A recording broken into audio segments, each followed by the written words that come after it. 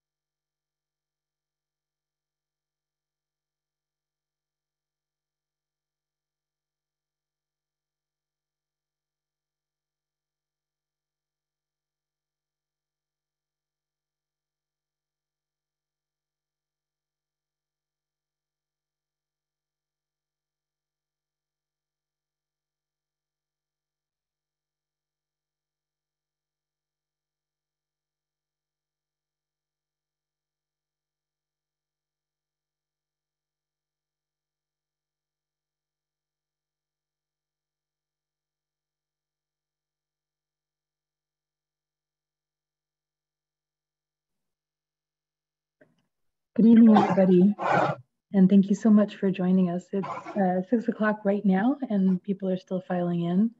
I'm not going to get started until it seems like we've reached our cruising altitude, as it were, but I wanted to welcome you all and to thank you for coming. This is the monthly Let's Talk meeting, and this month we are really lucky to have Pittsburgh Regional Transit with us to talk through their plans for the bus rapid transit project as it affects specifically Oakland and its environs. But I can appreciate this is an issue that is of great interest to folks outside of Oakland, and we're eager to hear from everyone. So my name's Andrea Boykowicz. I'm the Assistant Director at Oakland Planning and Development Corporation. We're still filtering in here, but in just a moment, I'm going to introduce Missy Rubin from Pittsburgh Regional Transit. We are down a couple. The COVID has been biting into our numbers somewhat, and we have a couple people out sick.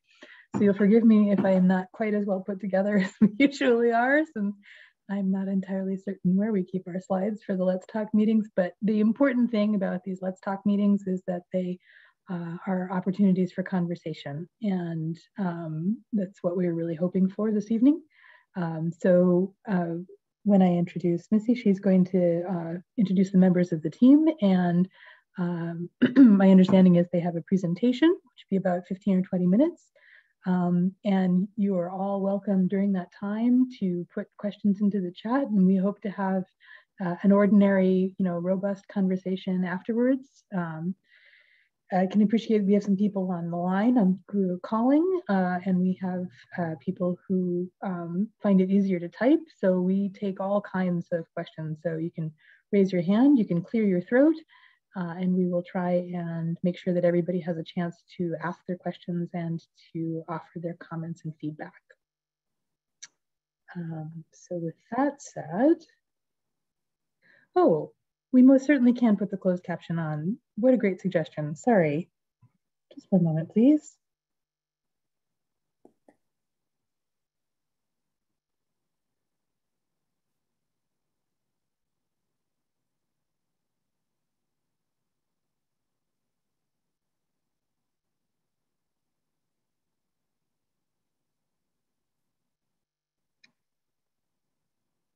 Just a moment. Sorry.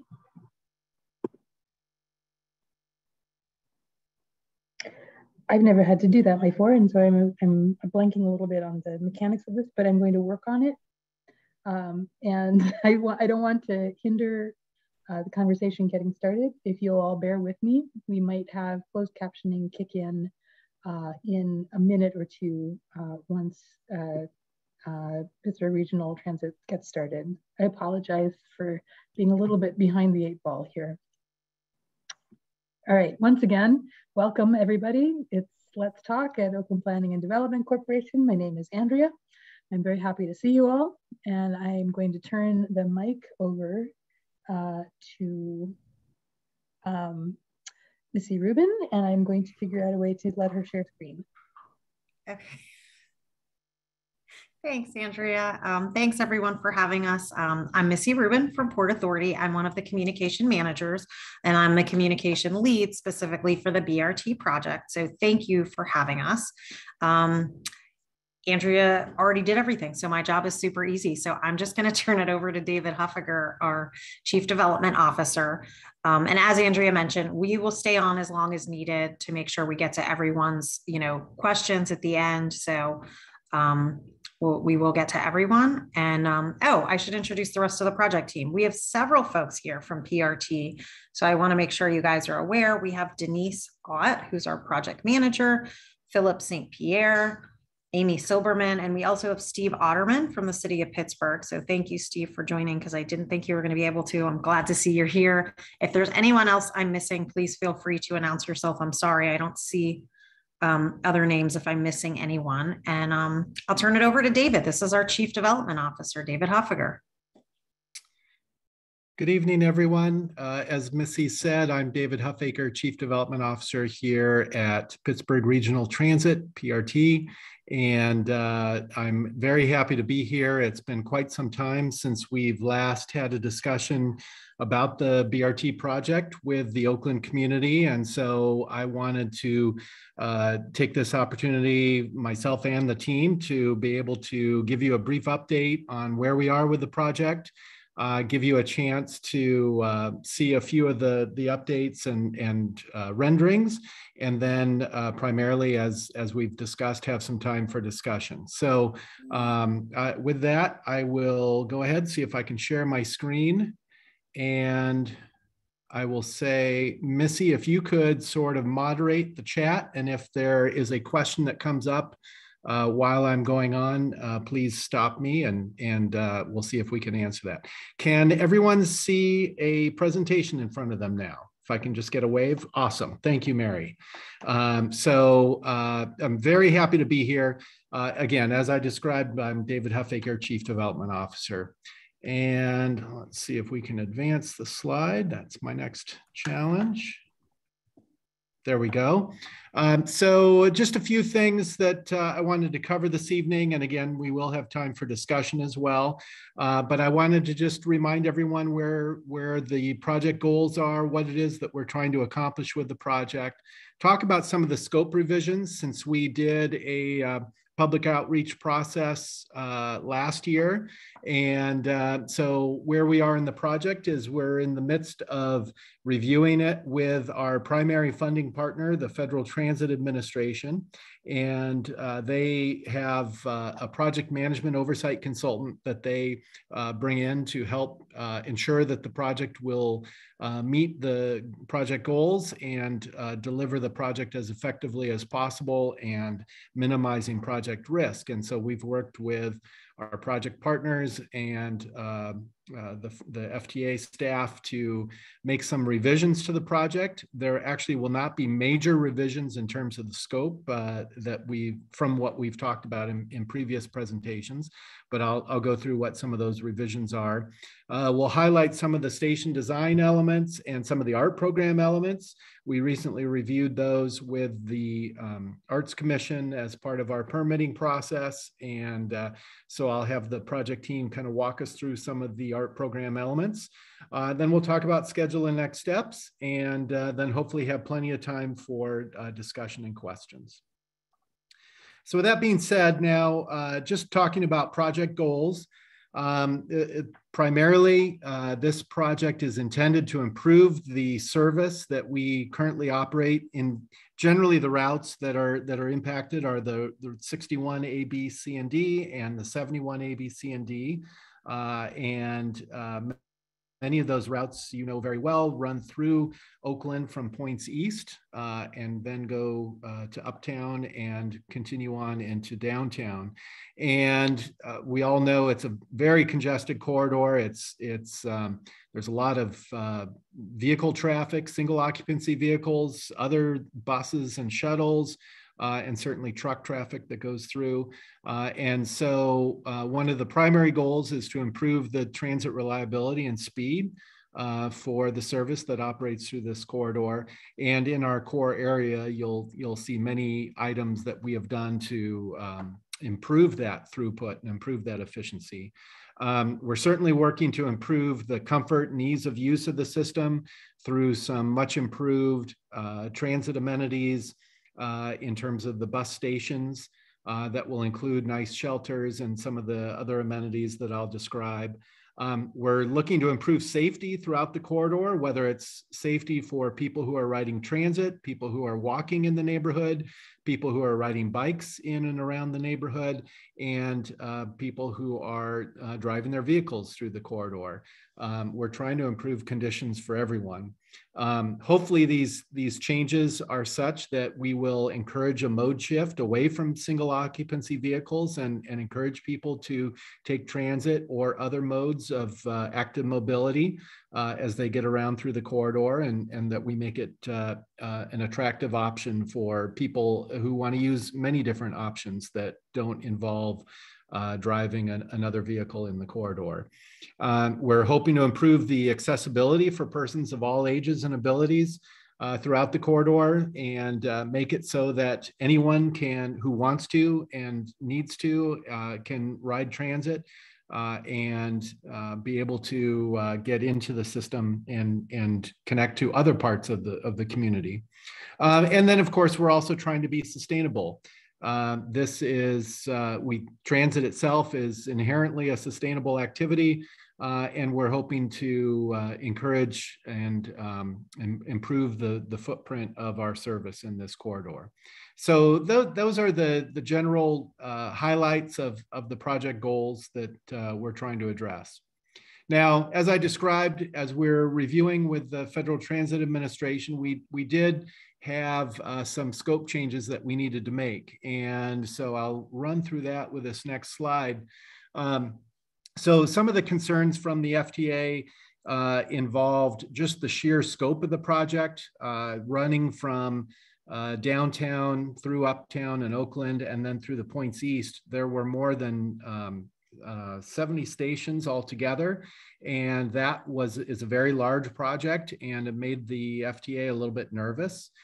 So we are looking at ways to phase the project so that we can divide it up into some manageable chunks that can be delivered appropriately. So probably the biggest change for the points east of the Oakland corridor is that the branch infrastructure will be moved to a future phase. However, the BRT service, as had previously been described, will still operate. So you'll still be able to get on a 71B or one of the 61s, and you will run through the corridor from either Squirrel Hill or points east in Wilkinsburg or Highland Park, and go through Oakland, go through uptown and down to downtown. There will not be a forced transfer for people who were on one of those routes. We will be implementing those in future phases. However, those phases are currently unfunded at this point. So we're looking at ways to accelerate that work. We also are going to be accelerating the downtown loop in advance of the uptown and Oakland construction. So we're trying to simplify the construction contracts, and the downtown loop, which is a relatively simple infrastructure project, will be hopefully advancing later this year. And then we'll follow on closely with a construction project that would encompass uptown and Oakland. And we'll talk about kind of a little bit more detail on the scheduling here in a little bit. And then the electrification of our fleet. As you know, we currently have a very limited number of battery electric buses in service in Pittsburgh. And through the BRT project, we have planned on expanding that fleet. And in fact, we are pulling the electric buses out of the BRT project and doing that as a parallel project. And that, in essence, allows us to accelerate the electrification of the fleet. We will actually, this month, be taking a new bus contract to our board for approval. And we hope that they will approve that, which would give us the authorization to order those buses before even the rest of the BRT project is able to move forward. And that will enable us to accelerate that very important project. As many of you may know, our long-range plan calls for us to move to a 100% zero emission bus fleet by the year 2045, which sounds like a long ways away, but it involves a lot of infrastructure improvements that we need to make at our bus garages to enable us to have electric buses and have the charging infrastructure in place. And so we will be moving that as a parallel project. And then the other element of coordination that was causing some concern for the FTA was the interaction of our BRT project with the city and PennDOT's Smart Signals project. And so that project, which includes adding some adaptive signal technology that allows buses to communicate with the signals themselves, in a higher level, higher degree of intelligence than typical transit signal priority. That smart signals element will be installed after the rest of the BRT construction has been completed. It was very challenging for those two big projects to interface at the exact same time in each intersection. And so the BRT project will be essentially putting in the infrastructure to allow the installation of the smart signals technology later, but we wanted to make sure that we are able to get all of the signal work and sidewalk and street work done in advance of the smart signals installation. And so the smart signals project in this corridor will be installed upon completion of the rest of the BRT construction activities. Now, this is a lot of information. Hopefully we can kind of just cover it in a different way by looking at the map. And you may recall last year we talked about the BRT core area and then the branches. Essentially the infrastructure in the BRT core is very similar to what we had talked about last year. We're still going to have transit stations with ticket vending machines, real-time signage, nice shelters, nice benches, places for people to sit and wait for the bus, and also security cameras to provide some increased safety. We still will have dedicated transit lanes and bike lanes in Uptown and Oakland. And then we still will be making our pedestrian improvements in terms of crosswalk improvements, sidewalk improvements, hopefully making it a much more positive walking experience. And for people who are either getting onto transit or just walking through the neighborhood, we hope to make that a much safer experience. And then we'll still be doing the signal improvements. There still will be transit signal priority installed. And then as I described, the adaptive signal technology will come in a later phase. Now, the adaptive signal technology, as I was describing before, that would be the kind of thing where a bus, if it's behind schedule, gets even additional priority over a bus that might be already on schedule. Bus that has a very heavy load would also be prioritized. So it involves some additional communication aspects that you wouldn't have with normal transit signal priority. But essentially within the core, which includes Oakland, the infrastructure that had been described previously will be installed. Now, typical station components, this is very similar to what we had shown in some earlier renderings, but kind of provides a little bit more of a schematic representation of what a station would look like. So as I described, all the stations will have wayfinding, digital displays. There will be Braille installation. There will be benches and seating that will allow for a more comfortable experience. We'll have off-board ticket vending as well as validators so that people can tap their cards while they're at a station rather than everyone going to the front door of the bus to get on. Emergency phones, very similar to what you would see on a college campus, such as at Pitt or Duquesne or Carlow, where people would have 24/7 access to security staff who can help them out. And so the stations will have a much improved experience for everyone. Somewhat similar in many cases to the Atwood station in Oakland, but with a consistent look and feel throughout the rest of the system.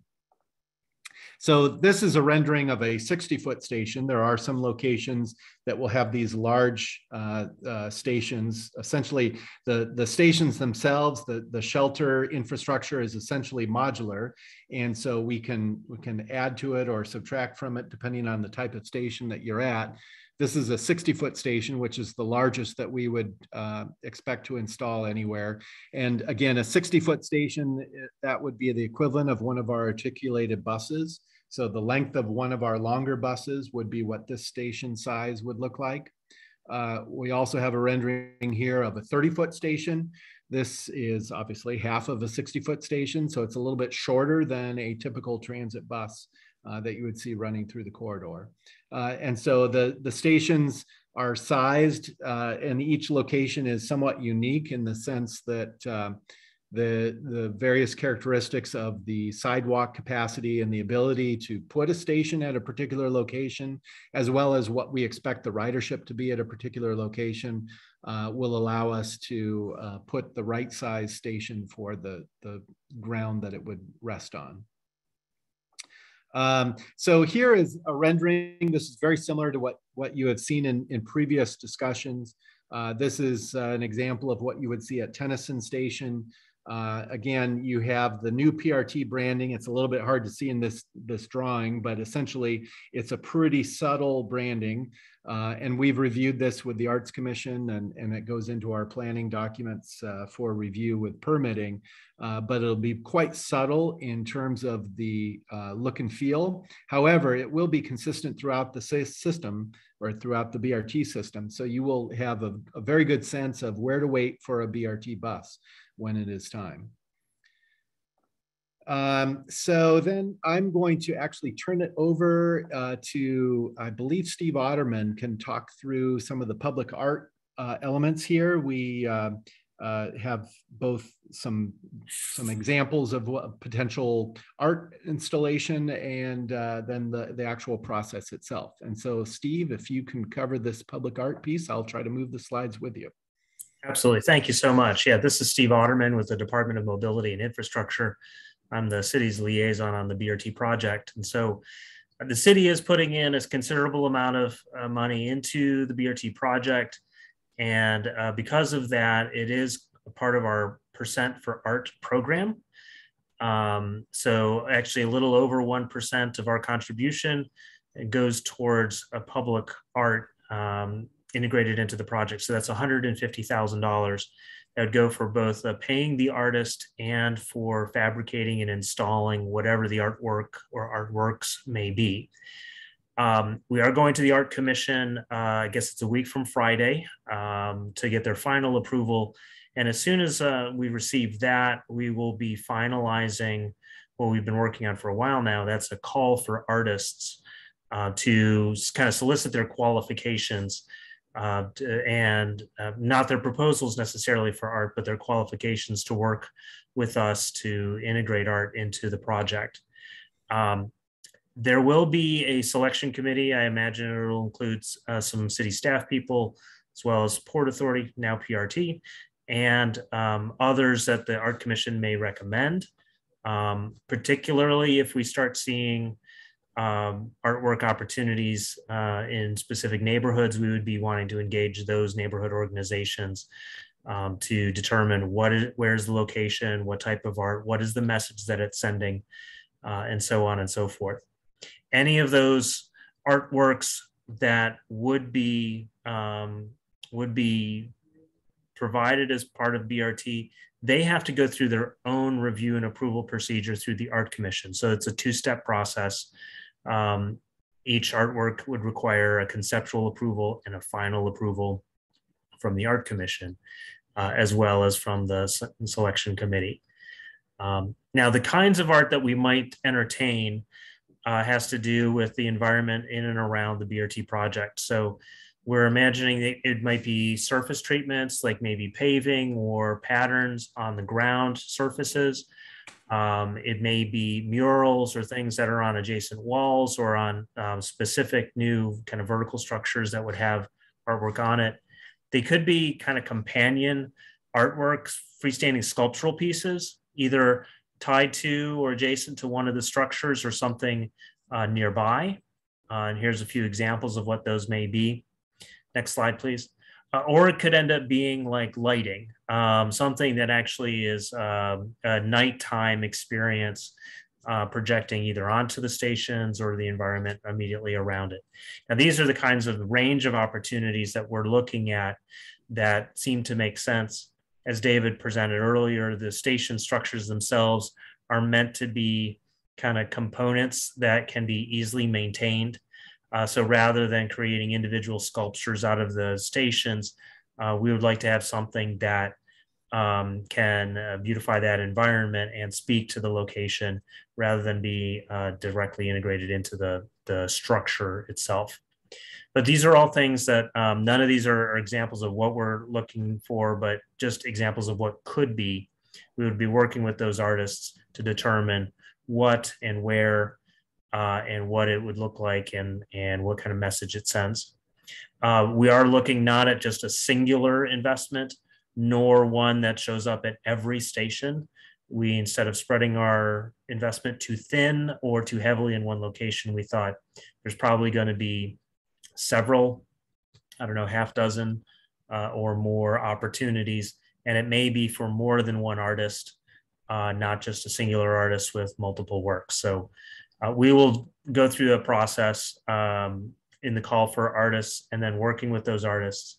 Those artists would be working with the public in a public engagement process to come up with what their proposal would be. And so we expect everybody will get involvement in that process.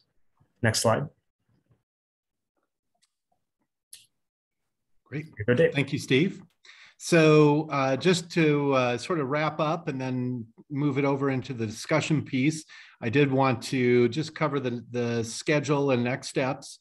So here we are in summer of 2022. We're doing stakeholder briefings, community outreach, some of the development activities that we've been describing, permitting review.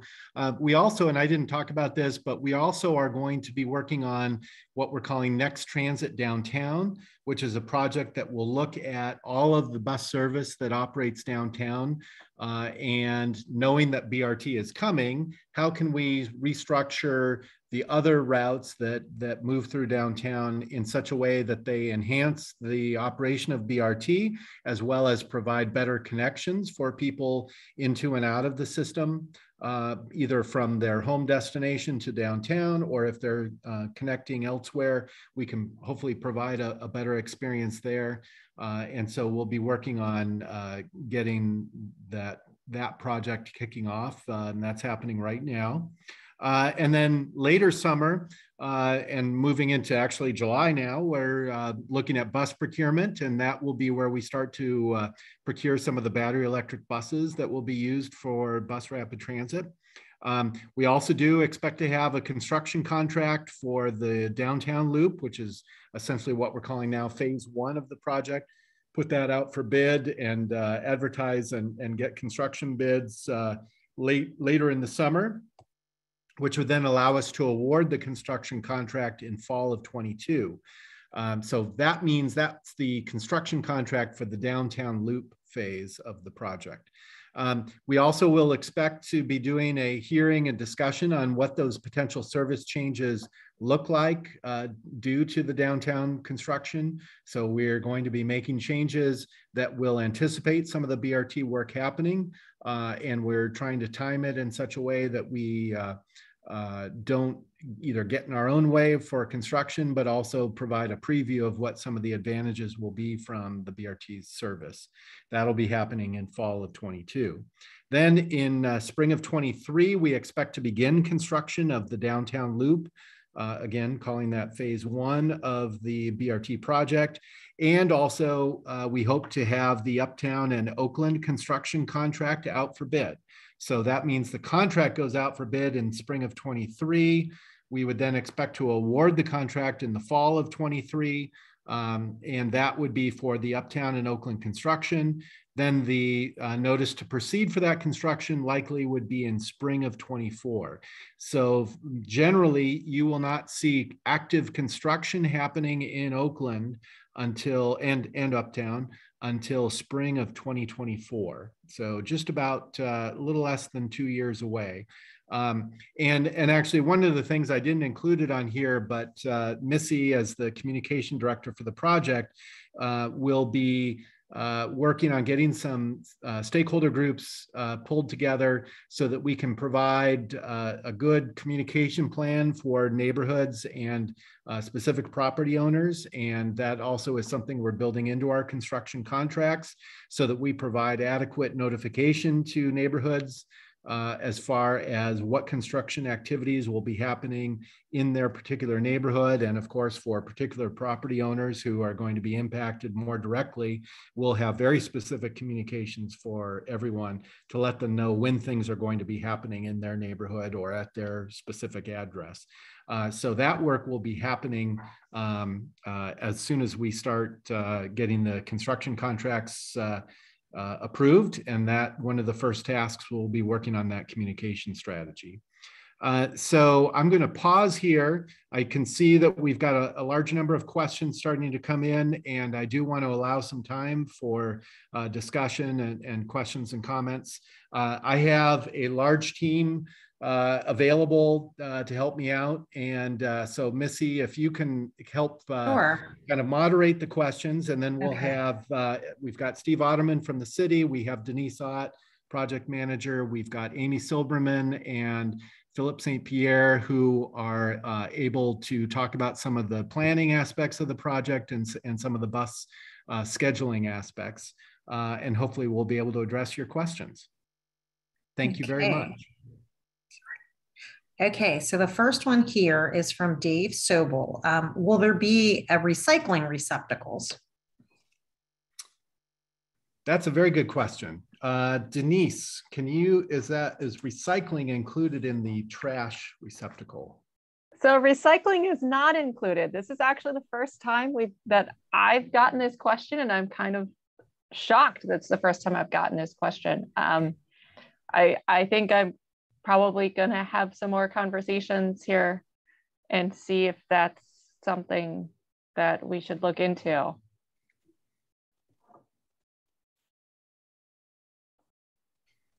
Okay, thanks, Denise. Sean McKillop, are bike lanes physically protected? Like, is there a concrete barrier, buffered, flex post? So in other words, what type of protection is there for the bike lanes? I'm unmuted. Oh, go ahead, Steve. Yeah, I think I can handle that. So the bike lanes are physically separated. We are not using flex posts to delineate or separate vehicular traffic from the bikes. In Uptown, the bike lanes are actually at sidewalk level. So there is a separation both vertically as well as the parking lane is between the bicyclists and the traffic.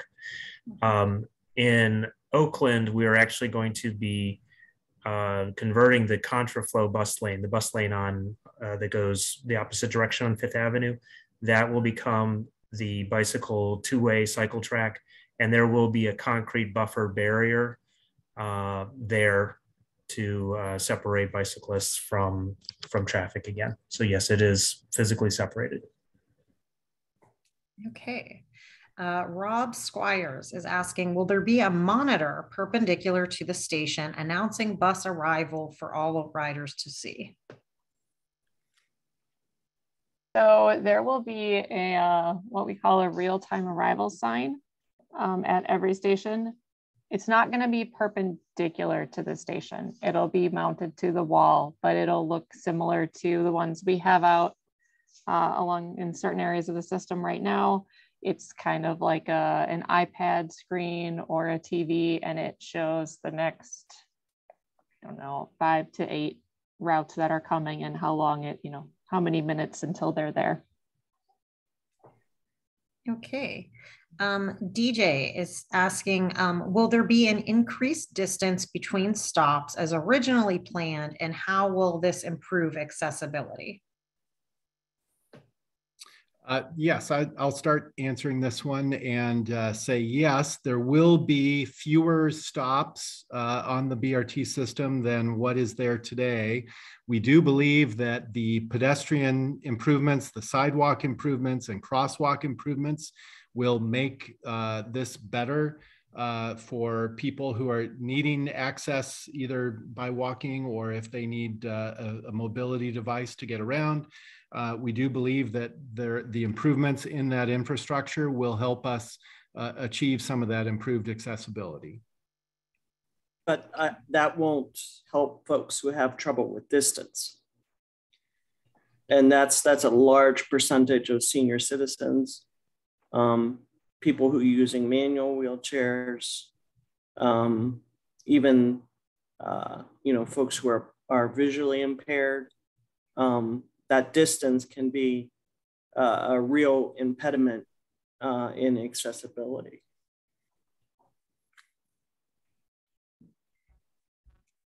Yes, I understand, DJ. I would say the spacing on this project will be within our board mandated guidelines, and we are endeavoring to improve that access and hopefully make that a smoother ability to get around in between. But smoothness stations. is not the issue. I mean, getting to the Distance. bus stop is an issue. I can, if I could just add one more thought on this here. Hi, DJ. Hi, everyone. My name is Amy Silberman. I'm the Director of Planning and Service Development. I've been with the project for a while throughout much of its planning phase. And so we have heard this, of course, many times and from many people throughout the project history. And we have added more stops throughout the planning process. Nothing in the last 2 years or so, they've just been working on engineering designs and getting ready for constructions. But from the original project proposal and per our guidelines, Bus Rapid Transit has a spacing guideline of a ½ mile between stations. And we heard loud and clear from lots of Oakland residents that that was too far, and from all of our neighborhoods that was too far for an on-street type BRT like this. Perhaps it's more appropriate for something like a busway, where there aren't as many access points. But of course, these are streets and streets with lots of intersections. And so our stop spacing is actually closer than a ½ mile on this project, which is barely above our spacing guidelines just for regular local bus service. So we actually aren't losing much in terms of spacing between stops, especially on the 61s. Now the 71s on the contraflow lane in Oakland stop every single block. The 61s do not. They stop about every other block in Oakland on Forbes. So we're largely mimicking that. We're going from 7 stops to 5 stops throughout the length of Oakland. So we're not, getting rid of every other stop or anything like that on the project corridor. So yes, it will be a little longer in some cases, but we're making sure that every station is fully 100% accessible, is at the safest possible place, the safest side of the intersection for people to access it. And so we really do feel that overall, this will be an improvement in accessibility for system users. Does that mean that some people will walk a little bit further? Yes, it does. And that certainly can be an impediment to some people. Now, if someone really can't traverse a 1 block distance, of course, we have Paratransit. Paratransit will continue to operate on this corridor to provide door-to-door service for our patrons. It is designed to do that, and it will be allowed to use the bus lanes and stop in the bus lanes in order to pick up and drop off patrons.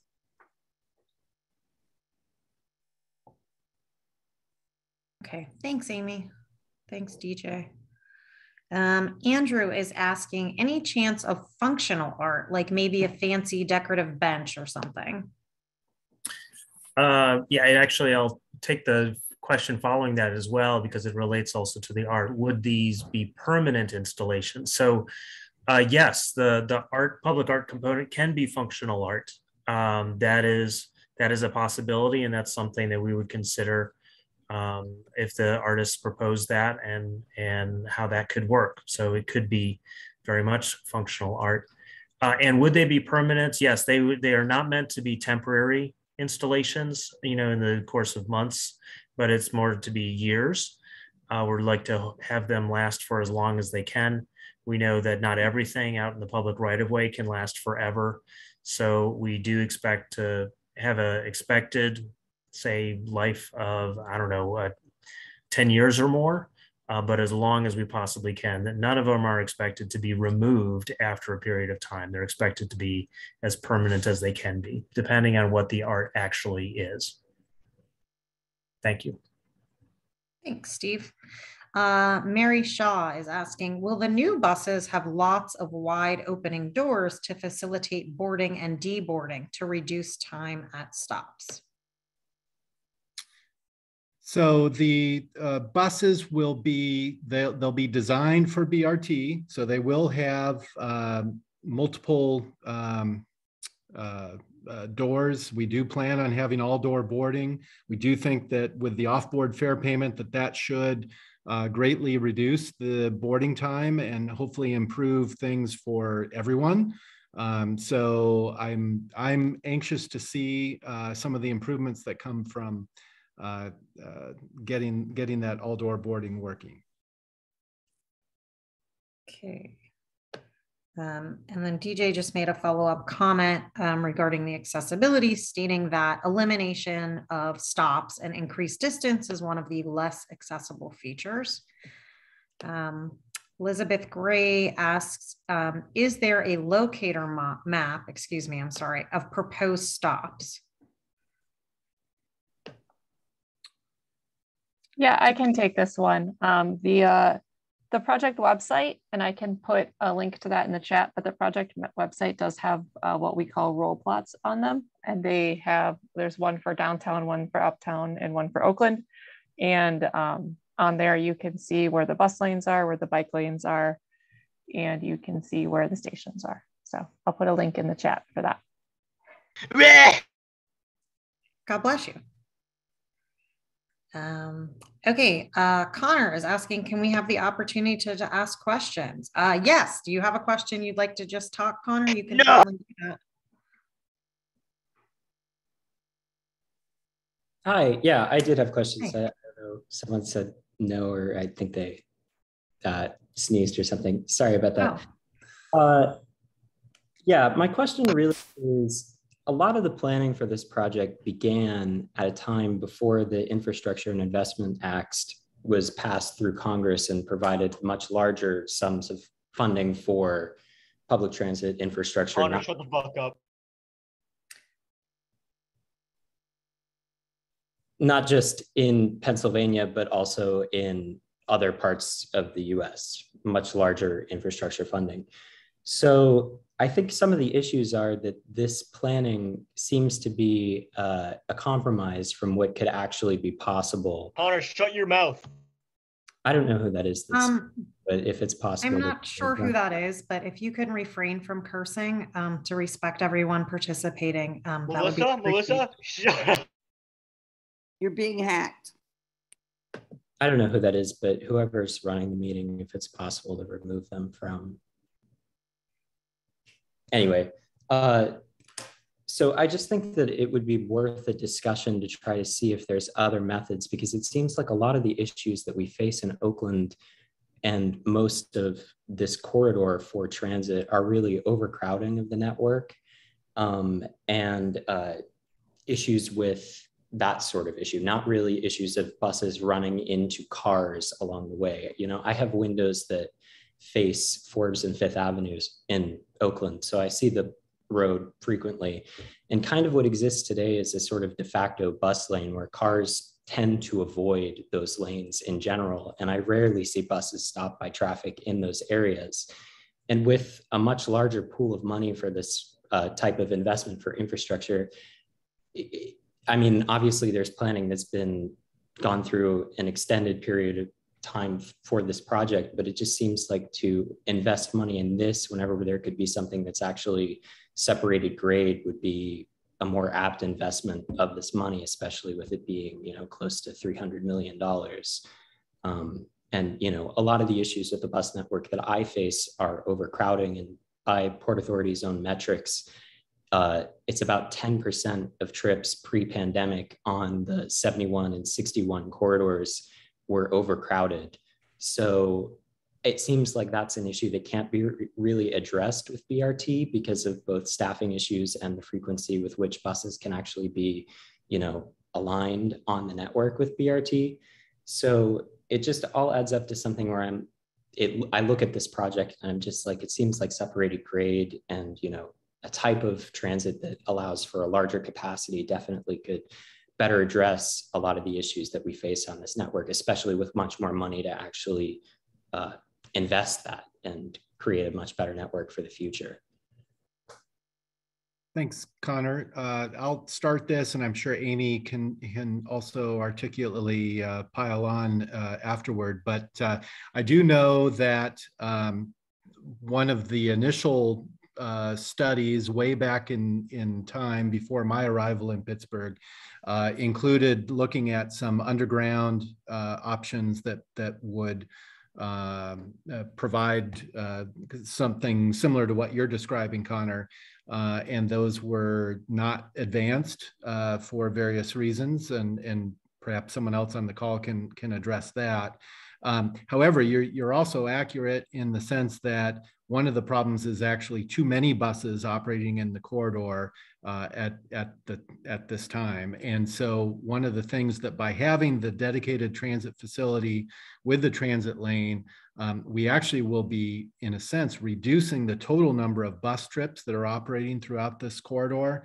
But the issue and the issue with crowding actually comes when the buses get bunched together. And so you'll have a bus that is very full, and it continues to get further and further behind schedule. And then you have one bus that's very full, another bus pulls up right behind it or very shortly thereafter. And very shortly thereafter, and does not, it doesn't pick up as many people. Effectively, you're not using all of the capacity that you have in the system. By having the infrastructure and the dedicated transit lanes, that should allow us to have a more regular, reliable system that does not bunch up to the extent that you see it today, and it allows us to more effectively use the capacity that we're putting on the service. Amy, please feel free to add on, or others if you have some other history on this. Yeah, I don't think I have too much more history. The crowding issue is certainly correct. This is not a capacity problem we have in this corridor where we need something like rail or heavy rail or something to carry thousands of more people. It is a reliability issue and a reliability problem. But light rail last year was about 11 times as expensive as bus rapid transit. I don't know what that number is this year. They're both more expensive now, certainly. With the inflation. So we were looking at over $1 billion a mile. So we would have been looking at something like, call it $4 billion for street level light rail transit to connect downtown to Oakland. So 300 million sounds really big to all of us, of course, but in the world of infrastructure projects and street and bridge and road projects, it's actually not a huge sum of money. That's not to downplay that it's still a significant amount of money, but for the investment and for the number of people it will be serving, it's actually an extremely efficient use of dollars. And that's one of the reasons that the project has such a high rating with the federal government, is because its cost efficiency is so high for the number of people it will benefit. Yeah, just one other thing with the capacity issues is I know that the same sort of overcrowding exists on the East Busway today, or it did pre-pandemic. I know there's differences in commuters during that time period. And I would kind of view the East Busway as sort of the gold standard in terms of what buses and that sort of transit could really aspire to achieve in this network. And it seems like if there's issues on that network, and this is connecting two larger corridors downtown in Oakland, doesn't it seem like there would also still be capacity issues here, especially with there being more students coming to Pitt and more people making trips both between downtown and Oakland? And then my only other thing is some questions about the sort of use of battery electric buses that seem to be entertained with this network. I view buses currently in their diesel form. Obviously, I know there was probably some sort of study done by PRT that looked at the total emissions that the network produces, and I'm sure that's a very large number, and it seemed alarming to people that work within the authority. But I know that buses today per individual traveling are substantially lower, like 100 times lower in terms of emissions versus people actually taking cars. And, I've mentioned a couple times with there being staffing issues in the Port Authority currently and issues with actually having enough people to move buses and have people move. And if we're transitioning into a battery electric bus future where those buses have to be charged, every 4 hours or however many hours it takes where they can actually be running, doesn't it seem like we're going to be creating a network in which we can actually have fewer buses that can be serving customers, which then is going to push customers to just be using cars, which then is going to increase the emissions that they produce by 100 times, which seems to be far less efficient for the network in general. Yeah, we are exploring those things as we continue to get more of our battery electric buses in. So we have been testing them out, and we are planning to procure fast charging on this project or with the buses that are coming in for this corridor in particular. So that really helps. And the technology is continuing to change very, very quickly.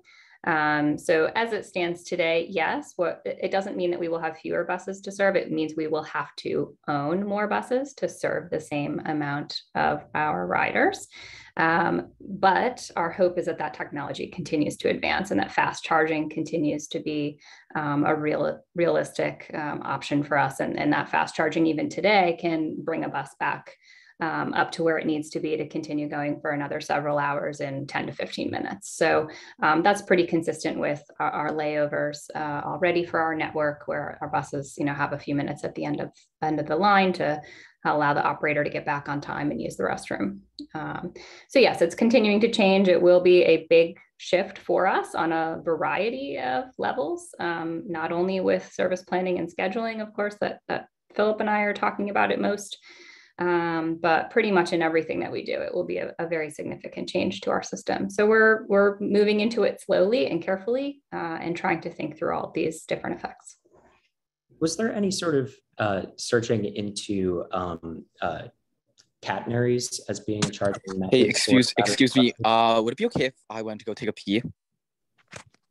I'm not sure who this is. I think they keep coming in as a different name, but whatever it is, I'm not sure what that issue is. But was there any investigation in there being catenaries for charging buses while they're actually moving on the network? I know that you said it seems to be similar headways of changing buses in and out, but is that another solution that could be investigated for, making that a bit more efficient in charging the buses along the BRT corridor?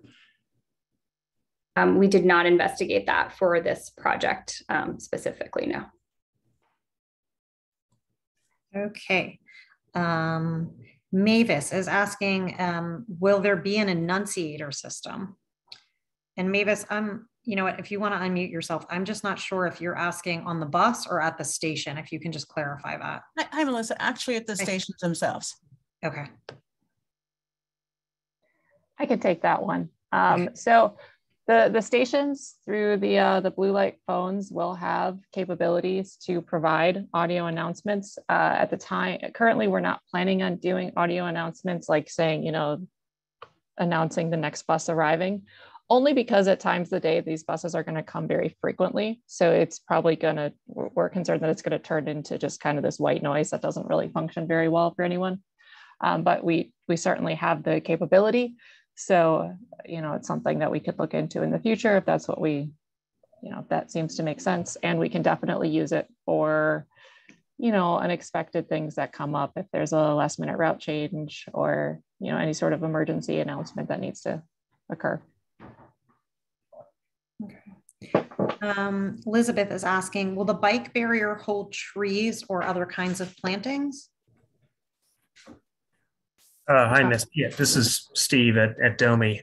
Before, I'm going to have to jump off here in a couple of minutes, so I'm glad we got to this question. Yes, where it's a concrete barrier between the cycle track and traffic, and we have enough space to support landscaping, we are doing it there.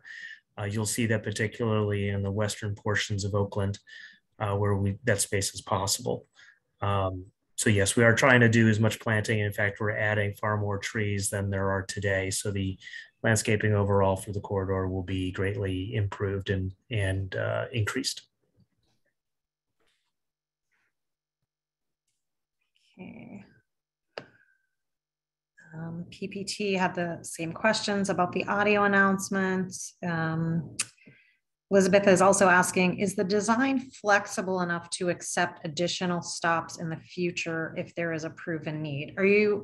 Elizabeth, if you could just clarify, are you saying the sort of the corridor, or are you talking about like the bike infrastructure? I'm talking about the corridor.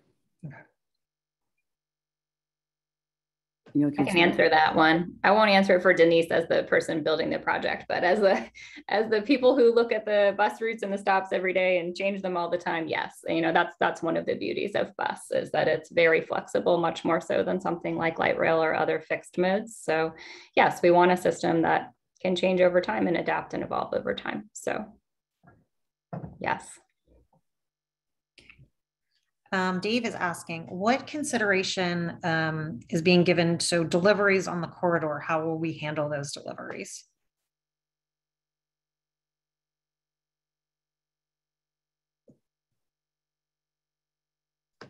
Denise, you want to take this, or do you want me to answer that? Steve, are you still here? Or did you duck out? Yes. You're here. Yeah, Okay. I'm just about to leave, but Okay. yeah, this is an important question.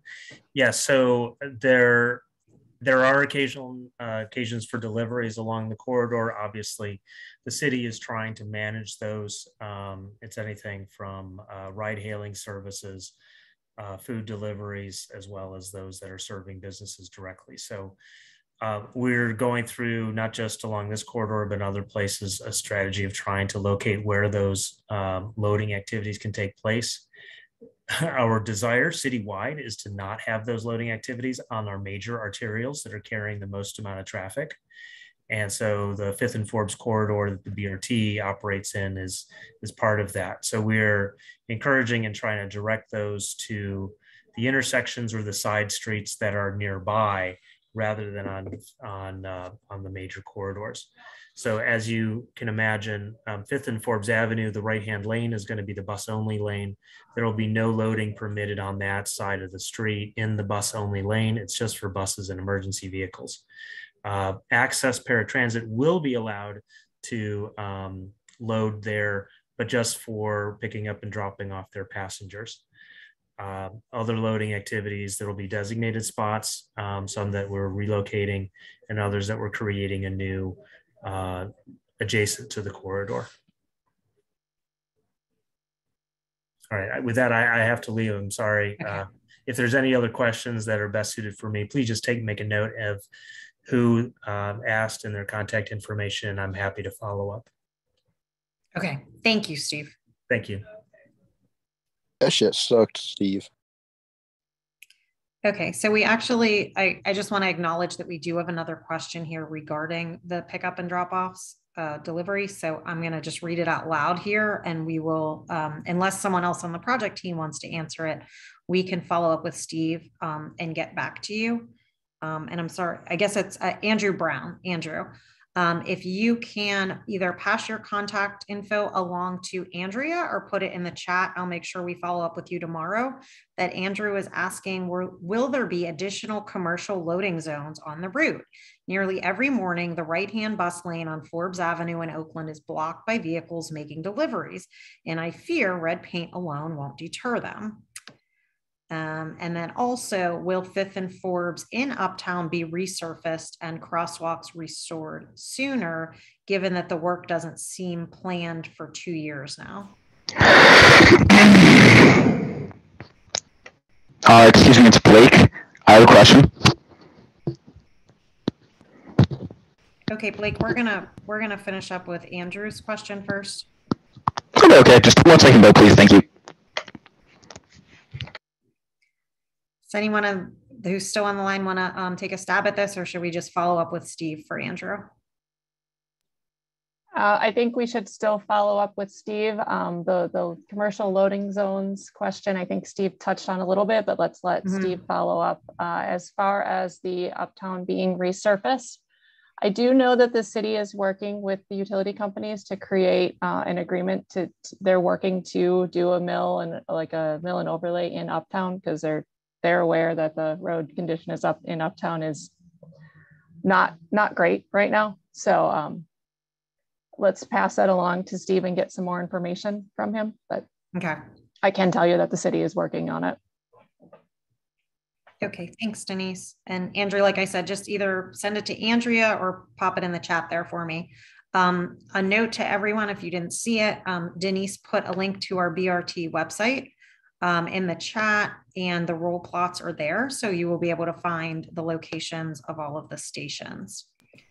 Hey, it's Blake, and I just wanted to follow up with my question. So basically, I have a good buddy. His name is Caleb, and he's missing a foot. And I was just thinking, like, will we have some kind of access so people like Caleb who don't have a foot will still be able to get on the bus?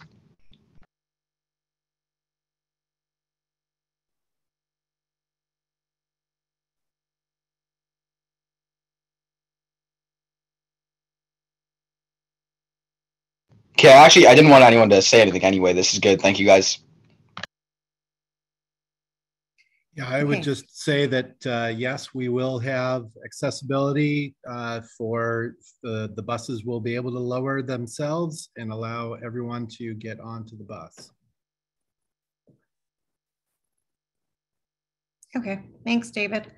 Mary Shaw is asking, the right-hand lane of Forbes through Oakland is colloquially called the loading dock lane. So I guess she also has experienced the bus being stuck behind a truck doing a delivery. That's mostly confirmation of what Andrew already asked. So there's no reason to make that a second question. Just confirm the first. Okay, thanks. We'll do that. Melissa, hi, this is Mavis. Can I ask one question regarding loading zones? Yeah, of course. Will there be an effort to look at the placement of, bus lane only, whether it's paint, signage, something to ensure that traveling motorists understand and recognize it's the dedicated bus lane only? I think everyone on the call can share an experience about having a vehicle stop physically in front of the bus to whether it's a delivery vehicle, personal vehicles. And my concern is unless there's going to be daily enforcement, we're going to have that issue.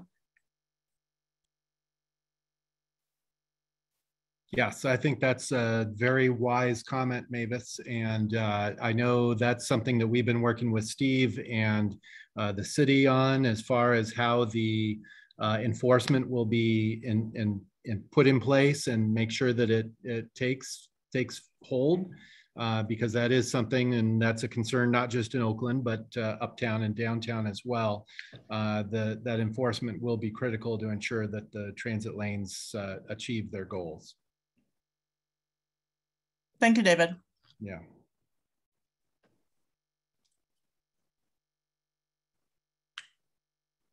Okay. And Denise, I know that you already touched on this, but I saw that Steve put it in the chat before he left. So I just want to confirm that he, agreed with what you already said, that the city is working with the utility companies who are working in Uptown for PWSA to repave the work areas. We expect to start repaving in the coming months, not years. So that just confirms what you've already said.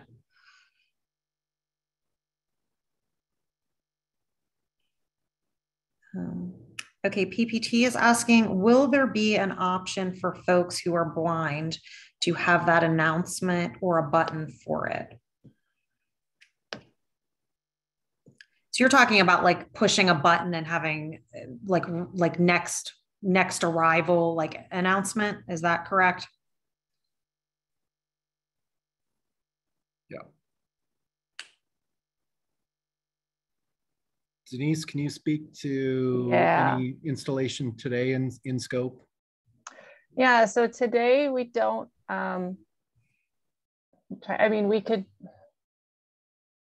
we don't really have that planned today. I think the equipment we have out there, we have planned for right now would be kind of an all or nothing situation. It would be something that arrives that announces every bus, or it doesn't announce any bus. There's an app for that? Is there an app for that? And we will continue to, per our standard practice for all bus stops, have the Braille bus stop numbers, and then that bus stop number can be used to text or pull up on whatever application someone is using the real-time arrival if they have a smartphone. I know that we talked about it before as being a concern with the frequency of the buses, having an announce all the time. But, I'm just thinking, living in Oakland and sort of dealing with Forbes and Fifth Avenues, every single time the lights change, they announce, walk sign is on to cross Forbes Avenue, or walk sign is on to cross Myron Avenue. So I kind of wonder if it would actually be that big of a deal for it to just announce every bus that's arriving. I think that would actually probably be pretty okay, just from my experience of the sounds of things that exist. And I think they automatically stop announcing at 11 p.m. and then start back up again at like 6 or 7 a.m. So that might be something that could be investigated, is just having it timed. Yeah, I mean, like I said, the technology will be there. So we'll continue to have these conversations, and this is something that we can definitely adapt. Yeah, no, I would definitely say definitely not. Are you? Okay, thanks, Denise. I just want to share for those who can't see the chat. Elizabeth says that Zone 4 has been made aware of the situation on several occasions, and the commander has asked his officers to be aware of the issue. So thank you for that, Elizabeth. Mary Shaw is saying, if we can do enforcement of bus lanes, can we also do enforcement to prevent vehicles from parking in bike lanes?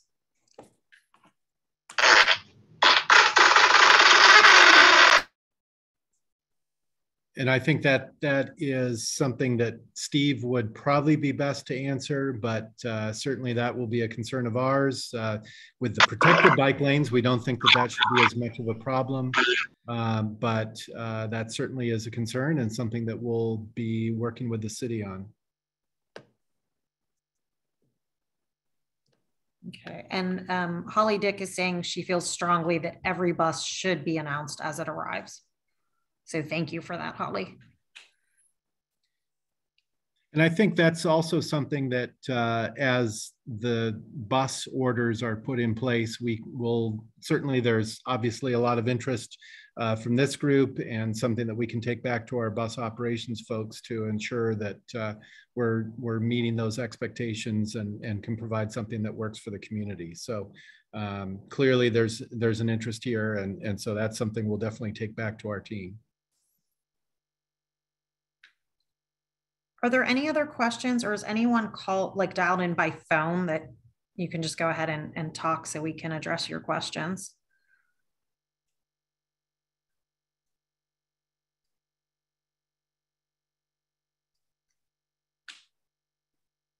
I just want to apologize to everybody that we've been suffering through. A lot of people trying to disrupt the meeting with uninvited shoutings out. It's really hard to identify who people are if people don't have their cameras on, and it's a little bit tough to keep up. So I apologize that I'm a little bit behind. Shouldn't discourage anyone from asking a legit question if you have one, please. Well, while everyone's sort of digesting everything and thinking, I just want to make you guys aware, we are going to be announcing public meetings tomorrow, so I can share those dates with you now.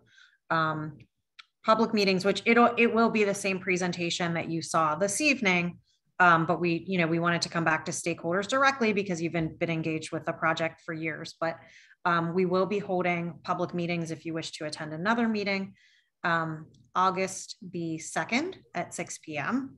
and August 11th at noon. And this presentation will also be available on the website tomorrow morning, probably by like 11 a.m.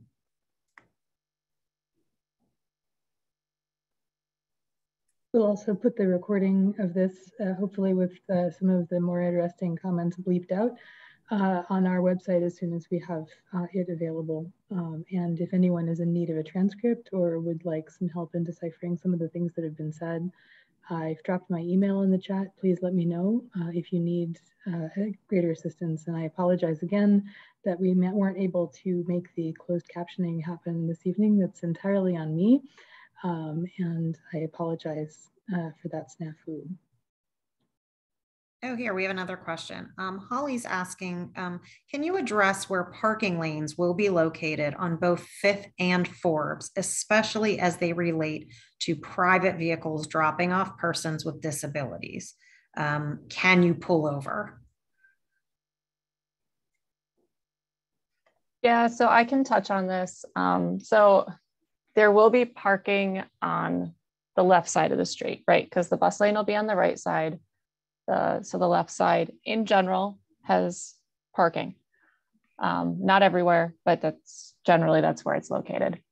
And so, if you were trying to drop someone off on the right side of the street, you can't do that in the bus lane. So you would need to just kind of turn the corner at the nearest side street and pull off right there. And the city has been working with, this is where I wish Steve were still here, because the city has been working with some property owners that, you know, we knew had a greater need for accessible pull-off space. So they've been working to kind of provide like a loading zone directly off Fifth or Forbes, so that there is space designated for that loading and unloading to happen.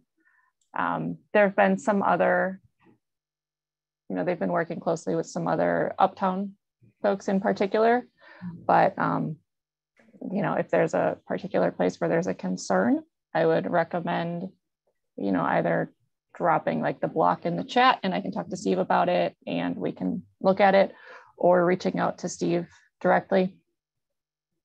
Because we're trying to accommodate these things where we can, but you know, there will not be drop off in the bus lanes, because that would cause kind of these same loading and unloading problems that we're talking about in that bus lane.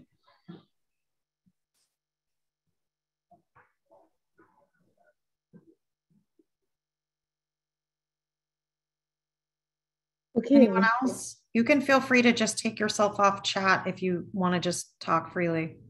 Or mute. Holly has another question here, which is, how will a disabled person get across to the right side of these two main streets if they need to get there?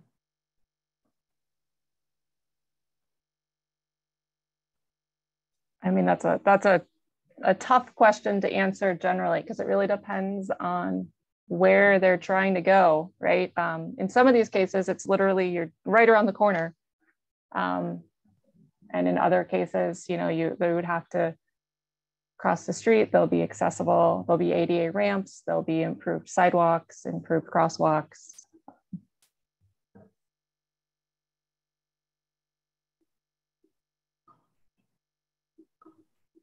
Hi, this is Mavis. So if I can ask a question related to that. Mm-hmm.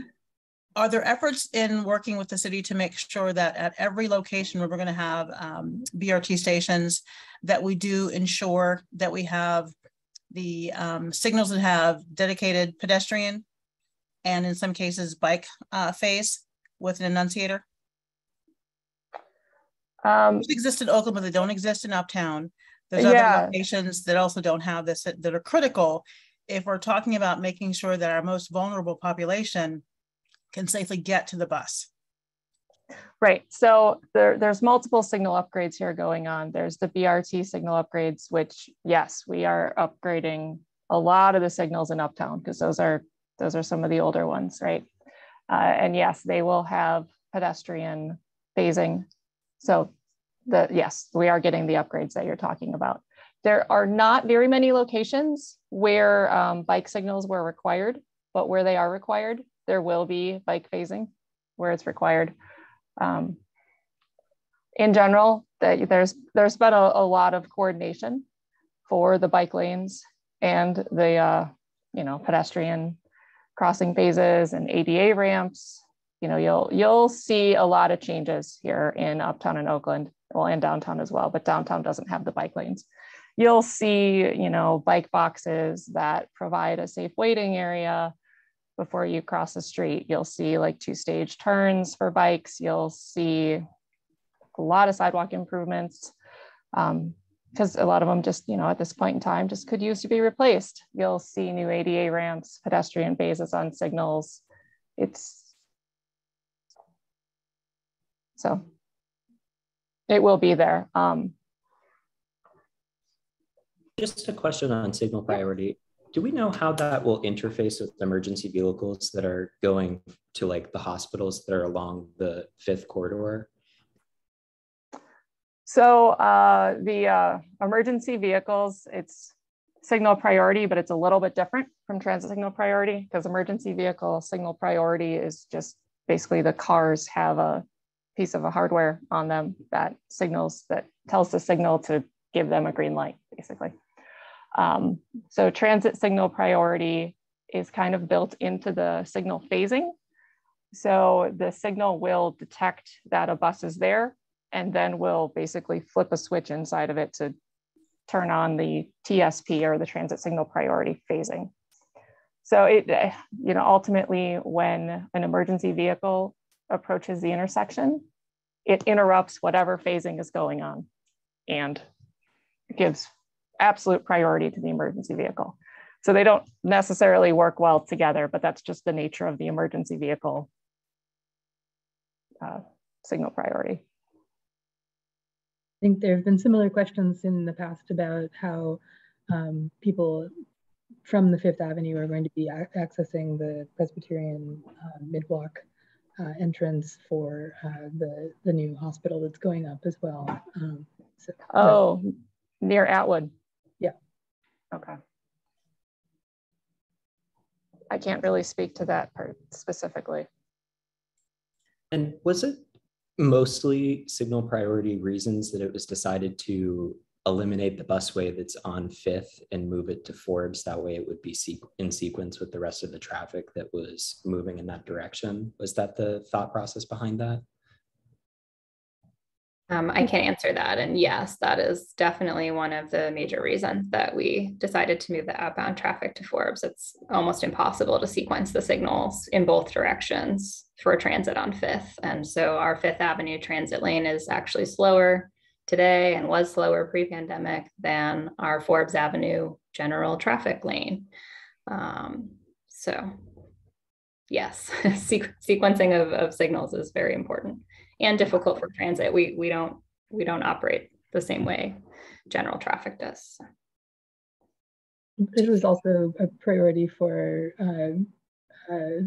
neighborhood users, not necessarily even in the BRT system, to be able to have a dedicated bike lane. And it was deemed to be a more efficient use of that space on Fifth Avenue to have a two-way protected cycle track than it would be to have inbound and outbound bicycle lanes on Forbes and Fifth with traffic. So there was that safety consideration as well. Plus the contraflow lane on Fifth Avenue has just been a safety nightmare since the beginning. Yeah, that's definitely a good point with that. Do you think that there would be any way to, I'm thinking about that delivery problem of vehicles being there on Forbes, and I know that that is a huge issue. Like every single morning, there's certain businesses that will have trucks that are parked, like the McDonald's is one. Every single morning, there's a truck parked there and buses have to move out of that lane and into the other lane. Do you think that there would be any way to, I'm trying to think of a way where you could separate or like, I don't know, add some sort of separation between that lane. So almost it was its own lane, but still in that same direction, if that makes sense. I don't know if that would be like a slight elevation change or something that would make it where those vehicles would just stop in the opposite lane, almost like you're pushing the sidewalk further over. And then because there's so many lanes on Forbes, just have vehicles go around it as opposed to that vehicle stopping in the bus lane. Obviously enforcement is part of that, but like, does that make sense, my question? Yeah, I think the city is more focused on moving. I shouldn't speak for the city, but my assumption of what Steve would say if he were here is that the city is focused on moving those types of activities off of the main streets and not keeping them on Forbes at all. And I think that's an effort that they have underway in many places, is to develop formal loading zones, whether that is a lane or a parking zone, but off of main arterials to be able to keep vehicles moving. Yeah, and it is specific businesses that I think are really the main offenders to that, not to single them out and, you know, say they're wrong for doing that, but there are certain ones that are at a specific period of time where there's peak traffic, whereas other ones will load at like midnight or something when no one's there. So that is definitely something that could be investigated for that. This is something that also came up often in the Oakland plan. There's a bunch of different mentions of this issue in the mobility section. And part of the problem is that there is no service access behind the section of Forbes between Oakland Avenue and Myron, where there is actually on the far side. So Iroquois provides that function for the parcels a little bit farther downtown on Forbes. But for that section there is in fact actually no means by which you can have rear deliveries, and it's a section also with lots of tiny little storefronts. It's been brought up as an issue. There is no other access, and so the question is how to how to manage those deliveries. It's a known problem, but unfortunately the solution is sort of not as well known. But for one of our main offenders, they do actually have a loading dock at the rear of their building that they have easy access to, that they are not utilizing. And we all know who that is. Roy, you have your hand up. Yeah, a question on signal timing. On Smithfield Street, where bicycles are allowed in the bus lane, basically we have to stop at every signal because they're timed wrong. And can you be aware of that timing for bicycles as well as buses? Again, this is probably a good Steve question, but I think that the issue here, regardless, is it's impossible to time for more than one mode because all of the modes work and travel differently. Yeah. So, you know, these signals are getting smarter and they'll continue to get smarter and they'll continue to be able to optimize for various types of things and take into account all these various factors. But a simple progression of green lights only works for one mode at a time. Well, you can make it work for two. Maybe, you have to work at it. And basically have to specify it. If you design your system to work for cars, then yes, that's true. But if you design your system for work for cars and bicycles, you can make it work. It's the question of the specifications. You have to specify that both of them have to have cycles. You know, an extra 2 seconds on each cycle in Smithfield Street would provide access for bicycles. You know, basically, as I approach the intersection, the light turns red. So an extra 2 seconds on each signal would give me straight through. So somebody hasn't thought about it. And the question is, can we make them think about it? I actually do think they have thought about that for the Fifth Ave for this project. I believe they have been talking about that with the bike signal timing. So the issue with Smithfield is Smithfield was designed for bus and was never redesigned when we added bike. But this is being designed for bike in one direction, well, bike in two directions and everybody else in the other direction. So I do know that they're all in the signal progression timing sheets and all the things that the traffic engineers look at. Right. That doesn't mean they'll be perfect. They probably won't be, and they'll probably need to be tweaked, you know, as the system gets going too. Yeah. Unfortunately, Smithfield is perfect. Every light stops a bicycle.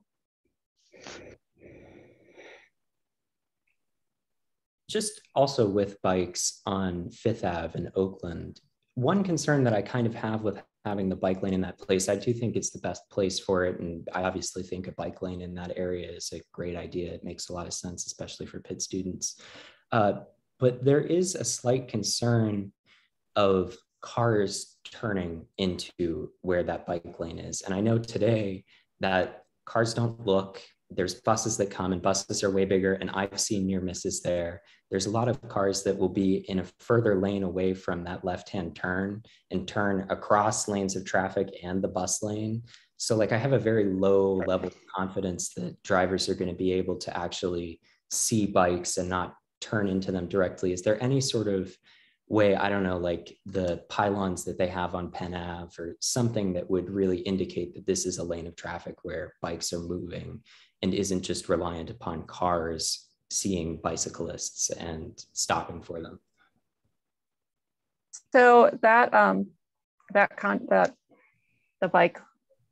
two-way cycle track on Fifth Avenue in particular, there were a lot of conversations with the city and a lot of conversations between the design team about, you know, precisely this. We want to make sure, because it is a wider space, we want to make sure it's very clear that it's for bikes and not cars.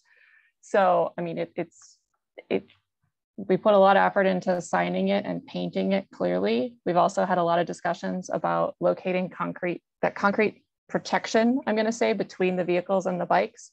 It's not continuous, it's medians, but they're spaced strategically so that you never have a gap big enough for a car, other than like the very ends of it. And that's where we would focus our efforts to make sure that there's you know, that's where the bike lane would be solid green and there's lots of signs and there's a big old bike lane painted on the pavement. So yes, that's a concern. It's always going to be a concern because unfortunately we can't predict what everyone is going to do, but we did really try to prevent that. And that actually segues a little bit into another question that I had on Fifth Avenue with traffic calming. That's obviously more a DOMI issue and less this issue necessarily, but are there certain things to strategically narrow, I don't know, like trees in those barriers or something to try to make that seem optically smaller to drivers so that they're less likely to be going 50, 60, 70 miles per hour on that if they have a solid green, because obviously it's timed, and if you're at the end of that cycle, it's just all the way green all the way down, and there are cars that go extremely fast in that area. So I don't know if there's any research into strategic narrowing or sort of, you know, methods to not just rely upon drivers to be good drivers, but things that kind of force people to slow down. I think that's a tough area. You know, so now you are going to have the bus lane on one side, the two-way cycle track on the other. So it's going to look very different than it does today already. So you are going to have less travel lanes. So that might help visually. I think this is, as you said, this is definitely a DOMA conversation more so than a Pittsburgh Regional Transit conversation. I will say, just from a space standpoint, those medians that divide the bike lane from the road are not big enough to fit trees, you know, because you need, a tree pit is 3 feet wide. So you would need at least 4 feet in width. And plus that starts to become kind of a safety issue, because that's another thing for a car to you could hit. Yeah, or the cyclist could hit, or all kinds of things. So we will talk to DOMI and we'll get you an answer. I like these questions though. Yeah, it's just, you know, you look at Fifth and that's definitely a very tough corridor just with the width of it. It is. How many lanes. It's kind of a mess in terms of pedestrian walkability and things, especially with like those bars that block people from walking out. Like it's almost setting up for a situation where it's like a highway in the middle of the city. Obviously. So in fact, actually a highway in the middle of the city. It is in fact actually a PennDOT asset, and the fact that it is one way pointed downtown is entirely a relatively modern phenomenon designed to deliver cars at speed through Oakland in some way that bypasses the parkway. So no sooner do you build the highway for real than you actually have to build a workaround for additional traffic load. But it's a much larger issue.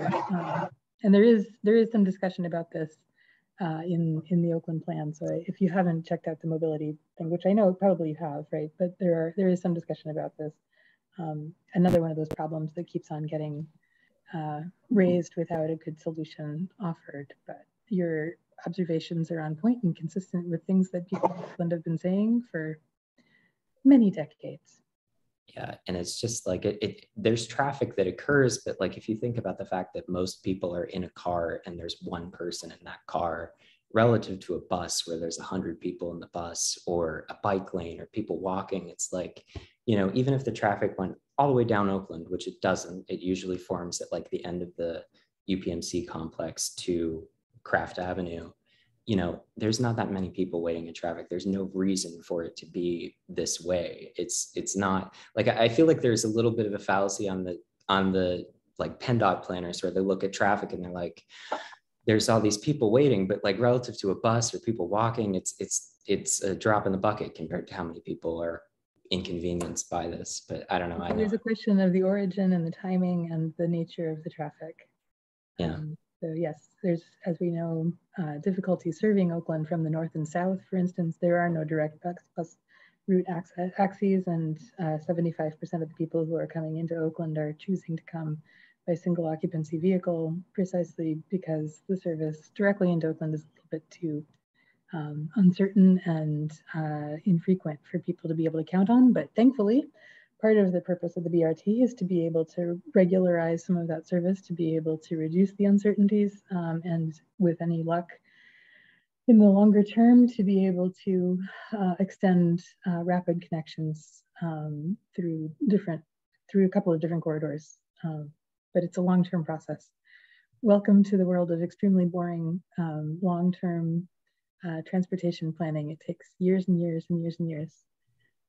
Yeah, it's all sort of frustrating sometimes. It's like you just want things to happen. Patience. Budget is another huge one. Like that's what I was talking about in the beginning. It's like, obviously I respect this project and I think it's going to improve things, but it's like, you just wish for much more funding into this. And you look at other countries that do fund it way more and you're like, it's frustrating. Hurry up and run for Congress. So it's 7:30. I want to be mindful of people's time, and I really do appreciate the conversation, and I do appreciate people's thoughts and ideas and questions, and even those questions that don't seem immediately relevant, but which do have some longer term thought in them. And I really do respect everybody's contribution today. Not quite so many of the folks that I had to mute and get out of here, but the others who were here with actual questions. And I don't want to cut anyone off if there are any questions that I'm missing that we need to address. Would love to make sure that those do get a chance to get answered. But again, Melissa, if you were so kind, if you could drop the information about the upcoming public meetings that PRT has on the block in the chat, we will definitely also post those to our website. And if you didn't have a question, or if you think of a question later on this evening, hopefully there will be an opportunity to ask those questions in the very near future. Andrew, if I could ask a question. Melissa, will today's presentation material be on the project website? Yes. Yeah, that's going to be posted tomorrow after committee meeting. So probably by noon. Great, thank you. Absolutely. Oh, did I? Okay, I'm sorry, Andrea. I thought that I was sending it to everyone, and I think DJ that I sent it to you directly. So DJ, if you're still on, I apologize. I sent the meeting. Not on the call anymore. Okay. I'm not sure why it did that, but no foul. One quick question with the battery buses. Do we know what the weight difference is between those buses and diesel buses relative? And does it cause a different wear on the surfaces, like on the BRT lanes in general? That's a great question. Yes, we, as in to say someone at PRT does know the weight difference of a battery electric bus from a diesel bus. I'd have to go circle back and get you that information, but yes, certainly that is a consideration as we're looking at the use of the battery electric buses. And as Amy described, we are working on in-depth analysis of the implementation plan of how we're going to get to zero emission buses, and watching technology as it changes, because certainly battery electric buses are one way to get to zero emission, but that may not be the only way to achieve that goal. So we're looking at that technology, watching other agencies that are ahead of us in terms of adopting either battery electric buses or hydrogen fuel cell buses or other technologies. And so we're monitoring the industry to see what the best solution for Pittsburgh will be. Yeah, it's definitely a tough problem.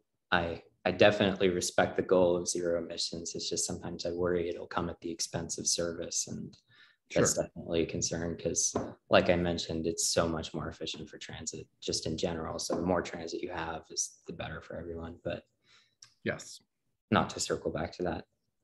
Preaching to the choir over here, Connor.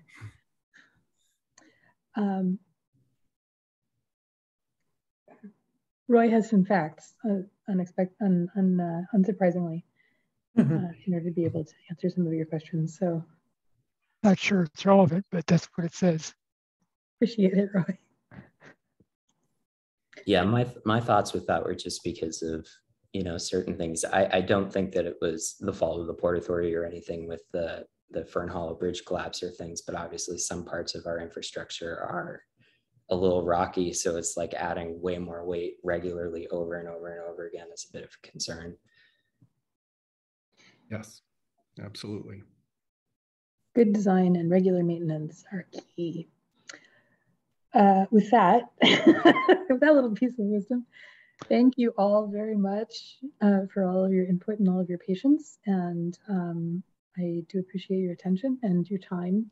Thanks especially to all the folks from PRT for showing up this evening and for taking everybody's questions so gracefully. And we will have follow-up information on our website. We're looking forward to joining in on the meetings that Missy posted in the chat, and we'll see you all pretty soon.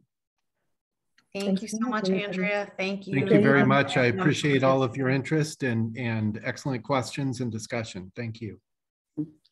Thanks, Thanks again. Thanks, everyone. Good night.